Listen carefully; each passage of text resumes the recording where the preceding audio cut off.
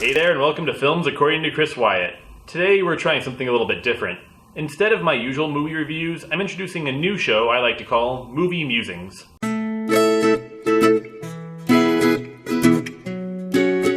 So what is Movie Musings? Well, it's basically me just talking about any kind of movie-related topic that happens to be on my mind. And so our first episode, let's make it about superheroes. When the Golden Globe nominations were announced a few weeks ago, and Deadpool showed up among the Best Picture nominees, that suddenly raised the question as to whether Deadpool might actually be a contender for a Best Picture Oscar nomination. If I had to predict, probably not. Though crazier things have happened. See, here's the thing. The Academy of Motion Picture Arts and Sciences has a pretty strong bias towards certain types of films. And well, films about dudes in tights saving the day isn't one of them. Here are the kinds of movies they often shower with awards. Period romances, World War II epics, particularly those related to the Holocaust, films about prejudice, homages to classic Hollywood, movies that show off some technical innovation, films with unique storytelling, or films about some current topical event or controversy. It did get me thinking though, what if the Academy wasn't so anti-superhero and actually did give comic book movies a shot at Oscar glory? And when you dig a little bit deeper, if you take away the tights, you might be surprised just how many superhero films really aren't all that much different than a lot of Oscar contenders, at least on a narrative level. So I did think of 5 superhero films that could have been Best Picture contenders. Now let me make one thing clear. I'm not necessarily saying these movies deserve to be Best Picture nominees, nor am I saying they were snubbed. I wouldn't even necessarily call all of these my personal favorite superhero movies. I just thought of 5 superhero flicks that actually did things the Academy usually loves, and that had they not carried the DC or Marvel brand, might have stood a chance at some Oscar glory. You don't understand. I could have had class. I could have been a contender. And without further ado, here they are. Number 5, X2, X-Men United. Now, if I'm being honest, I think X2 as a movie is far from perfect. The costumes are bland, the action leaves something to be desired, and a lot of the ensemble cast, aside for a handful of lead actors, get left in the wayside in terms of character development or depth. I don't even think it's the best film in its own series. But the first 2 X-Men movies were some of the first superhero flicks to attempt pushing the genre further by offering some legitimate depth in addition to the punching and effects. X2 further honed in on the themes introduced in its predecessor, all while delivering an exciting, well-acted, and at times poignant blockbuster. Just as the original comics used the civil rights movement as the backdrop for the metaphorical themes present in Mutant Kind, X2 switched the focus to the then topical gay rights movement that was gaining steam at the time. The scene where Bobby Drake, aka Iceman, comes out to his family is still one of the most inspired and poignantly written scenes in any superhero flick. So yeah, a film dealing with themes of prejudice, directed by a then-in-the-moment filmmaker, starring 2 thespian actors, one of whom was playing a Holocaust survivor. It may not exactly be Oscar bait, but is it really that different from most of the nominees?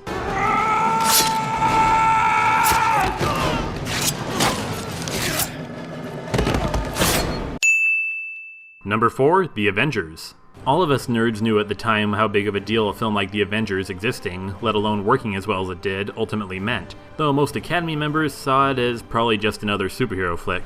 And while the movie isn't perfect, it pulled off a really creative feat that frankly hadn't been done in movies before it existed. As far as I know, it's a film coming off the heels of 5 other films of differing styles and genres, all converging into a well-made, great-looking, frequently exciting, and meticulously scripted crowd-pleaser with a great cast. And the fact that it proved comic book-style shared universes can work in film is something of which the Academy could have taken notice. Just think about how challenging it must have been for a team of filmmakers to make a crossover team-up film incorporating characters from an action comedy, a monster movie, a fantasy action film, and a World War II epic.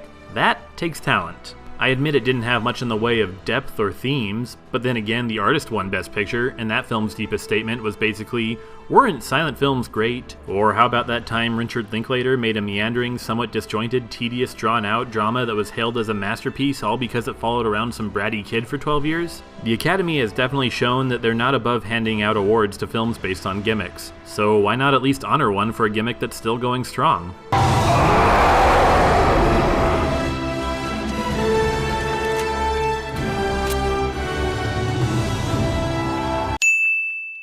Number 3, Superman. The 1978 Superman wasn't the first live-action superhero movie, but no other comic book property had been given as lavish as a treatment as it did at the time. Between the high-profile director, A-list actors, composer John Williams, and at the time, top-notch effects, Warner Brothers threw pretty much all the prestige they could at the movie, and even to this day, it's still one of the best superhero movies of all time. But in terms of Oscar cred, the film was also a combination of multiple genres, most of which the Academy usually loves. It's part trippy 70s sci-fi, part homage to old-time Americana, a gritty 70s crime drama, a screwball comedy. The scenes between Lois and Clark feel straight out of a Woody Allen romance movie. Hell, the only thing overtly comic booky about it is Gene Hackman's played-up performance as Lex Luthor, and even he drew comparisons to the real-life exploits of Donald Trump, which really goes to show just how relevant this movie still remains. Honestly, Star Wars received a Best Picture nod for reinventing the sci-fi fantasy adventure for a new era. Superman more or less did the same thing for superhero films, so would it really have been that out of place among the Best Picture nominees? Who are you? A friend.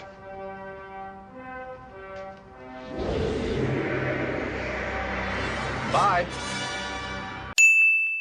Number 2, The Dark Knight. Yeah, you expected this to be number 1, didn't you? I feel like this one is fairly obvious. Hell, for a few minutes there, it even seemed like The Dark Knight stood a genuine chance of actually receiving a Best Picture nomination. But yeah, the movie is a well-made crime epic with A-list actors, a refined and interesting script that explores some relevant topics, and still remains one of the most enthralling movie experiences for its legions of fans. And since it did touch on the notion of ethics regarding security, privacy, and terrorism, well, those are some relevant and present-day topics, not unlike those seen in many recent Oscar-nominated political-themed movies. And even if the movie had none of that, the fact that it featured one of the greatest screen villains of all time, brought to life by Heath Ledger's legendary performance as the Joker, should have been enough. Fortunately, the Academy was at least smart enough to recognize Ledger with a Supporting Actor award. Let's put a smile on that face. And number 1, Spider-Man 2. I've mentioned it before, but I'll say it again. Spider-Man 2 is my favorite superhero movie of all time, and simply put, it's because the movie just works. The cast, the costumes, the visuals, Sam Raimi's inventive direction that blended his unique action chops with his background in horror movies, the whole movie feels retro yet modern, combining a nostalgic style from the sweeping epics of old-time Hollywood with the fast-paced, creatively made 21st century action and effects, all with a thoroughly old-fashioned love story right out of classic Hollywood as the film's center core. Okay, maybe Kirsten Dunst's role as Mary Jane could have been fleshed out a bit better in the script, but aside from that, there's just not much about this movie that doesn't work. Sam Raimi ultimately works as a director because he has the background and passion for classic Hollywood, but the go-for-broke audacity of a modern-day auteur, and he's never made a film that utilized his unique talents as well as Spider-Man 2. And if that doesn't convince you, filmmaker Quentin Tarantino is very similar to Sam Raimi in many ways. Quentin Tarantino has been nominated for a bunch and even won a few Oscars, and he's pretty much made a career doing stylized homages to his favorite films. So there you go.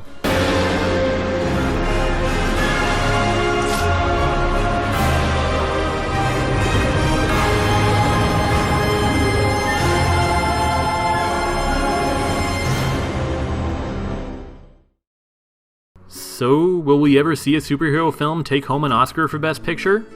Probably not anytime soon, but if I were to take a page from Stan Lee, I'm a true believer that one day we will.